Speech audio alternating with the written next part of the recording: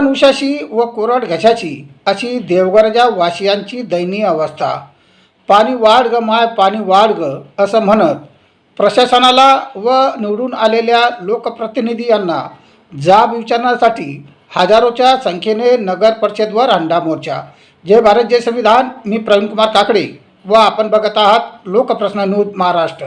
बुलढाणा जिल्ह्यात असलेल्या देवगरच्या शहराजवळ अवघ्या 10 ते 15 किलोमीटर अंतरावर असलेल्या संत चोकोबा जलाशय अर्थात धरण असूनही आणि प्रशासनाने आजवर त्यावर कोटी रुपये खर्च करूनही देवगरच्या शहराचा पाणी प्रश्न सुटू शकला नाही। प्रशासनाच्या या निष्काळजीपणामुळे शहरातील जनता कमालीची त्रस्त झालेली असून आता नागरिकांच्या संतापाचा उद्रेक होण्याची चिन्हे दिसून येत आहेत। निवडणुकीपुरती दिलेली खोटी आश्वासनाचे पितळ उघडे नागडे पडले आहे। 15 ते 20 दिवसांनी मिळणाऱ्या पाण्याने नागरिकात मोठी खंत आहे।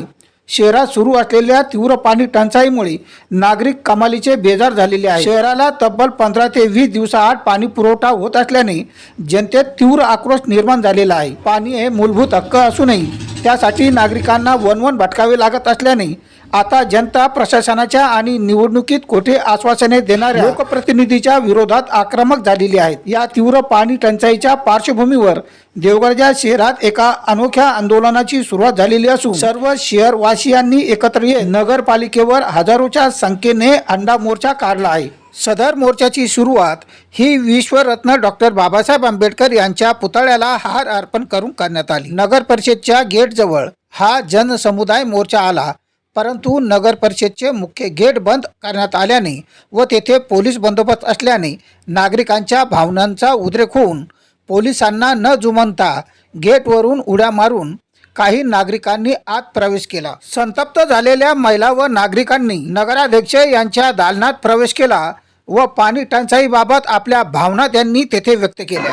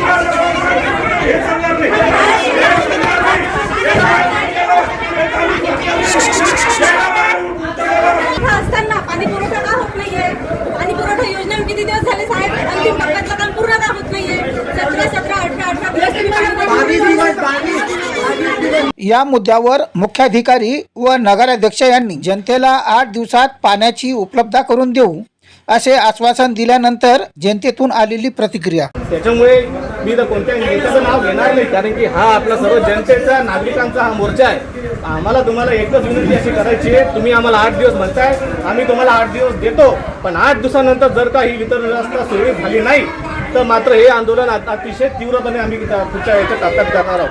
पाणी टंचाईच्या संदर्भात निवेदन देतेवेळी नागरिकांनी नगर परिषद प्रशासन व नवनियुक्त निवडून आलेल्या व आपल्या जाहीरनाम्याचा विसर पडलेल्या नगराध्यक्ष यांच्याबद्दल जोरदार नारेबाजी केली. अरे बायकोच्या खुर्चीवर बसणाऱ्या महिलांचं करायचं काय? अरे हक्काचं. एकंदरीत या जन आक्रोश मोर्चा संदर्भात नागरिक, नगराध्यक्ष व मुख्याधिकारी यांनी लोकप्रश्न न्यूज महाराष्ट्राला दिलेल्या त्यांच्या प्रतिक्रिया. अन्न, वस्त्र, निवारा याबरोबरच पाण्याची सुद्धा आजची काळाची गरज आहे आणि हेच उद्दिष्ट लक्षात ठेवून आज आपण जो नगर परिषदवर हंडा मोर्चा, जन आक्रोश मोर्चा काढला याबद्दल आपण काय सांगाल? धरण उशाशी पण कोरड घशाशी अशी अवस्था आमच्या देवगडच्या शहराची झालेली आहे. अवघ्या काही अंतरावर खडकपूर्णा प्रकल्प आहे. खडकपूर्णा प्रकल्प असूनही आम्हाला पाणी मिळत नाही. आमचं पाणी चिखली असेल, सिल्लोड, भोकरदन अशा शहरामध्ये जातं आहे. अवघ्या काही अंतरावर असलेला डॅमचं पाणी आम्हाला मिळत नाही. यासाठी आम्ही सकल देवगडच्या शहराच्या वतीने आज नगर परिषद देवगडच्या इथे मोर्चा नेला आणि तिथं सत्ताधाऱ्यांना जाब विचारली, कारण तुम्ही जो जाहीरनामा प्रसिद्ध केला होता इलेक्शनच्या अगोदर त्या जाहीरनाम्याचं झालं काय आणि जो पाणी पुरवठा होतोय सध्या. आम्ही स्वतः काल पाणी फिल्टरवर गेलो आणि स्वतःही बघितलं की किती स्वच्छ पाणी. त्या पाण्यामध्ये दारूच्या बाटल्या असतील, शॅम्पू असतील, पन्न्या असतील, असं पाणी शहरांना येते. फिल्टरही बंद आहे. असं स्वच्छ पाणी, अस्वच्छ पाणी जेव्हा शहराला पुरत आहे. नावाला स्वच्छ आहे, कुठलाही नियोजन नाही, शून्य नियोजन आहे. सर्व ठिकाणी पाईप लिकेज आहेत. तिथल्या नालीचं पाणी आणि पाईपाचं पाणी एक होऊन घरात जात आहे. यासाठी आम्ही देवगड शहराच्या वतीने नगर परिषद देवगडच्या इथे भव्य मोर्चा काढला आणि या मोर्चाचं आयोजन सकल देवगड शहराने केलं आहे आणि त्यांनी 1 महिन्याचा आम्हाला कालावधी दिला आहे. लवकर लागून हा प्रश्न आम्ही मार्गी लावून आणि अन्यथा आम्ही देवगड शहराच्या वतीने परत यापेक्षाही जास्त संख्येने मोर्चा करून यांना जाब विचारू. आपण बघतो की वाढत्या तापमानामुळे खूप खरोखर पाण्याची टंचाई दरवर्षी पडते, पण एवढी पण पडायला नाही पाहिजे की 22 दिवसानंतर आणि 25 दिवसानंतर पाणी येतं.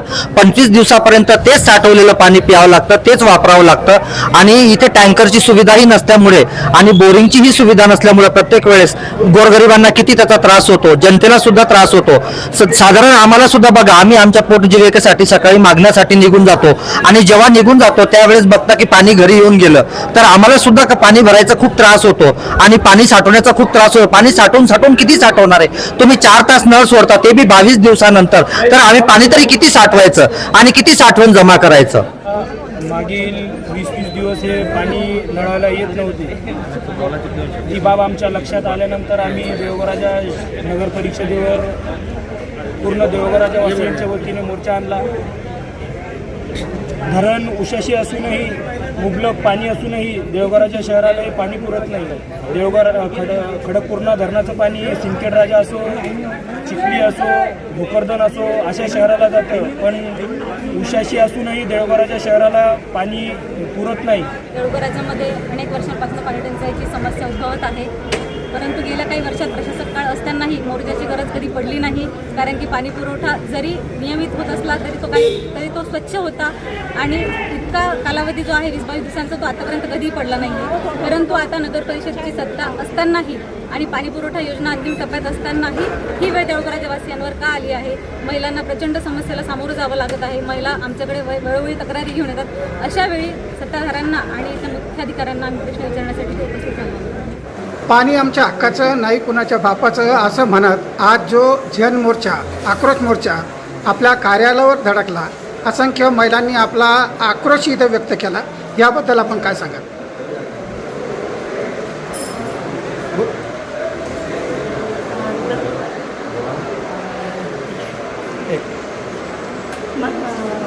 तुमची यंत्रणा कमी पडते की पाण्याचे जी येणारा पाऊस आहे तो कमी आहे? सर्वात आधी तर आपण इथे सगळेजण जमा झालेले आहेत आणि इथे आज जो नगरपालिकेमध्ये जो मोर्चा काढण्यात आलेला आहे तो पाणी पुरवठ्यासाठी आलेला आहे. तरी मी आपल्याला सगळ्यांना जनतेला सांगितले की मी 8 ते 10 दिवसांमध्ये पाणी पुरवठा करण्याचा पुरेपूर प्रयत्न करतो आहोत. आम्हाला सध्या निवडून 4 ते 4.5 महिने झालेले आहेत.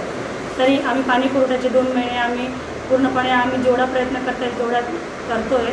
त्याच्यानंतर इथे बरेच काही लिखित झालेले आहेत.